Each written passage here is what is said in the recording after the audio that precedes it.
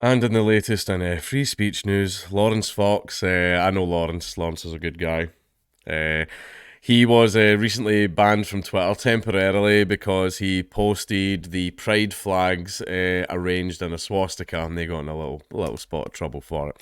Lawrence Fox is allowed back on Twitter, but immediately hits out at Kathy Burke, London politicians, and others who slammed him for posting a swastika made out of pride flags. Lawrence Fox, 44, had his Twitter account permanently locked over the weekend. The actor turned campaigner posted a swastika made out of LGBT pride flags. Mr. Fox said LGBT Pride Month is enforced with hectoring authoritarianism. I mean, let's face it is a little bit.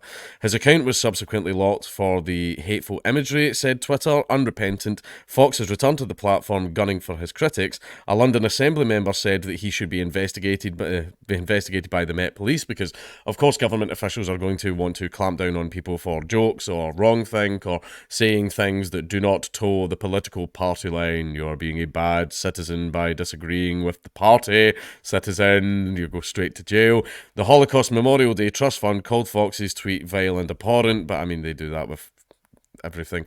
Lawrence Fox has returned to Twitter unrepentant after being suspended for posting a swastika made from LGBT flags. Mr. Fox, a 44-year-old actor turned campaigner, posted the picture of a swastika made out of 4 LGBT pride flags, saying the image reflected his belief that LGBT Pride Month is enforced with a sense of hectoring authoritarianism. I mean, it is. Like, say if you don't think it is, say something bad about it. Say something bad about it and watch what happens. The tweet resulted in a sharp backlash, with Twitter temporarily freezing his account for violating their hateful imagery policy, and a London Assembly member calling on the Met Police to investigate Mr. Fox. Caroline Russell, who is also a member of the Police and Crime Committee in the Greater London Authority, wrote on Twitter, "I hope the Met Police will look into Lawrence Fox using pride flags to create Nazi imagery and posting the images on a public platform. This is a hate crime," Miss Russell wrote. Jesus Christ, man, imagine having so much privilege and power that you can actually summon. And this, the thing is, the police actually might investigate this because that's the way the laws go now.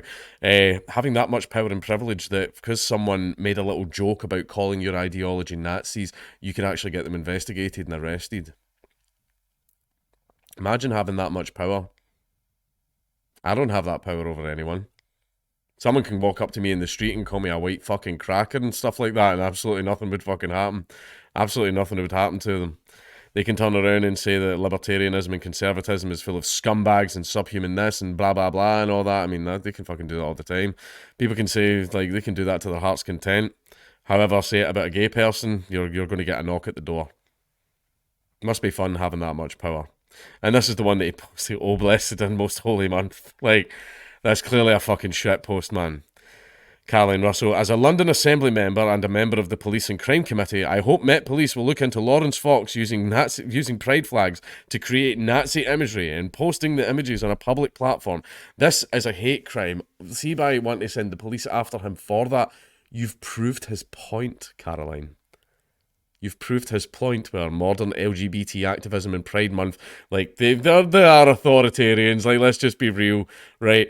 I mean, look at all the big major figures of, like, gay and LGBT stuff online. Whenever you, like, make fun of them or diss their ideology, what's the first thing they do? They try and flag your accounts down. Like, that's the first thing they do. And then after that, they might try and contact the police to get you fucking arrested for saying mean things about them and making fun of them, or in some cases, just questioning the ideology. Right? You see them post something like, "A woman is an adult human female." You will get people that will want you arrested for saying that. Right? And it's a case of, see, all this shit, you've proved his fucking point.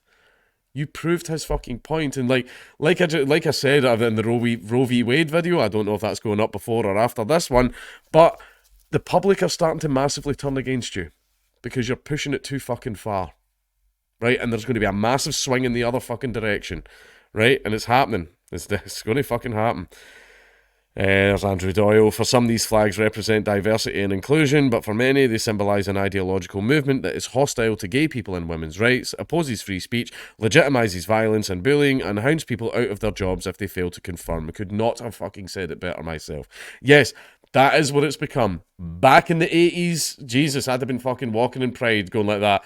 Yeah, can we kind of like not have gay bashings and stuff like that? Kind of a little bit of a rights violation there, right? That, fine, not a fucking problem. Now, But now it's a case of, like, suck the dick, bigot. Like, you know, like I said, you've taken it too far. You know, yeah, marriage, that's fine. Yeah, you would obviously go through the street not getting beat up. Oh, yeah, absolutely, that's fine, no problem. Getting denied fucking medical care and shit like that. Like, no, that's fucking horrible. You absolutely should have medical care. Why is there a drag queen dancing in front of my 6-year-old? Right, that's, you see whether a line was crossed at some point, right? There were things that the general public were completely okay for you to have. But I've said this in the Roe v. Wade thing, and I'm going to say it again just in case anyone hasn't seen that, right? Activist groups should be advocating for their own self-destruction. Basically, they say, this is what we want to achieve. Once it's achieved, bye-bye, you disband, you ride off into the sunset and you're gone. For example, if I say, I want freedom of speech in Britain, once freedom of speech is achieved, I will get on a plane and go somewhere fucking sunny, because my job is done. What these activist groups have been doing, though, is, oh, we want gay marriage. Okay, then here's your gay marriage. Oh, we want more rights. Okay, here's this. We want this, we want this, we want this, because they're an activist group. It's their job now. It's their fucking career. The money's quite nice, and I've built my whole life around this now, and they keep going, and every time they get something, they make up something else and make up something else, until eventually the public at large go, wait a fucking minute, right? And then they push back because the resentment's been allowed to fucking grow now. You've encroached far too much on everybody else's freedoms in the name of your own, to the point where the general public are going to go, fuck them gays, right? And that's what's starting to fucking happen, right? And I've been saying this for years. When you start, it turns out that when you fuck with people, they fuck with you back. Did you know this? I knew this. Everybody else fucking knows this, apart from fucking activist groups, apparently, right? And this pushback, this is what you're seeing now. This is what's happening now. Mr. Fox hit back at the London Assembly member's intervention, however, accusing her of employing tactics reminiscent of those exercised by the Chinese Communist Party, which, let's face it, she absolutely was.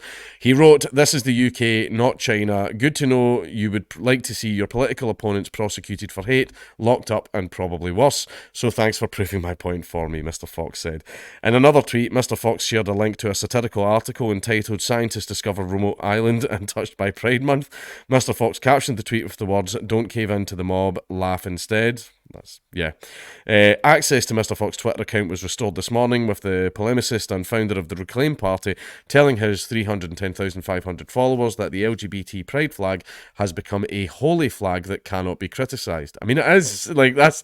Like, I'm sorry, if you say anything about the flag, I hate that. Like, if I said something like, I hate that flag and everything it represents, in Britain, that's a crime. That literally is a crime in Britain. If I posted that online, section 127, I posted a grossly offensive message on social media. And basically, if I say I hate that flag and everything it stands for, I guarantee you the LGBT activist group will be lining up to say to the police, yes, I did find that grossly offensive. Which means the parameter for a prosecution has been met. Right? Oh my god, like, basically, now it's a case of you fucking saying something as basic as that can see you in jail. Oh, why are we getting so much pushback? Gee, I fucking wonder. The campaign against anti-Semitism hit out at Mr. Fox for his insulting... I'm just going to ignore that part. They cry about everything. It is possible to express a view without hate, but it's getting a lot harder because we kind of keep changing the definition of what hate is, and without insulting those murdered by the Nazis, which include Jews and LGBT people, Holocaust, right, blah, blah, blah, blah, blah. So is this worthy of a ban? That's quite funny, actually. I guarantee you he never get banned. Mr. Fox's political colleague Martin Daubney, deputy leader of the Reclaim Party, rushed to back him up on social media site, posting his own picture of a swastika, this time compiled from Union Jack flags. So is this worthy of a ban? Mr. Daubney, a former Brexit Party MEP, asked in a tweet of his red, white and blue swastika. Seizing on Mr. Daubney's now deleted tweet, Mr. Fox wrote, "You can openly call the Union Jack a symbol of fascism and totalitarianism on this site. You cannot criticise the holy LGBT pride flags," which... that's true. Mr. Fox told Mail Online, "While I am pleased that my account has been reinstated, this temporary ban only served to reinforce the rank hypocrisy which Twitter is engaged in. Over the Jubilee weekend, I lost count of the number of posts comparing the prominent Union Jack flags around the country to Nazi Germany.